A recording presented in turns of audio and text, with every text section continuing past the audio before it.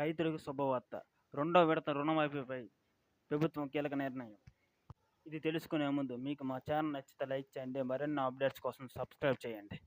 తెలంగాణ ప్రభుత్వం ఎప్పుడు తెలుగు రాష్ట్రాల్లో లేని విధంగా, దేశంలో లేని విధంగా ప్రతిష్టాత్మక నిర్ణయం తీసుకుంది.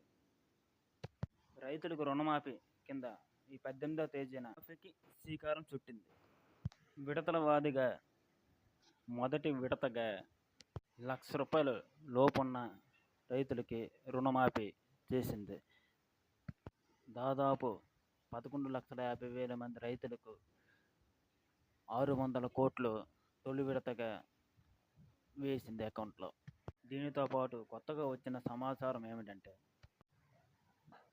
జూలై 31వ తేదీన రెండో విడతకు శ్రీకారం చుట్టింది. రెండో విడతలో భాగంగా 1,50,000 రుణం ఉన్నవారికి రుణమాఫీ చేస్తారని ప్రభుత్వం తెలియజేసింది. ఇలా 7,000 కోట్లు చేయడానికి అవసరమవుతాయని తెలియజేసింది. మిగిలిన 2 లక్షలు ఉన్న రుణాన్ని ఆగస్టు 15వ తేదీన మూడో విడతగా రుణమాఫీ చేస్తారు. తొలి విడతలో భాగంగా ఎవరికైనా రుణమాఫీ కాకపోతే తొందరపడాల్సిన అవసరం లేదు.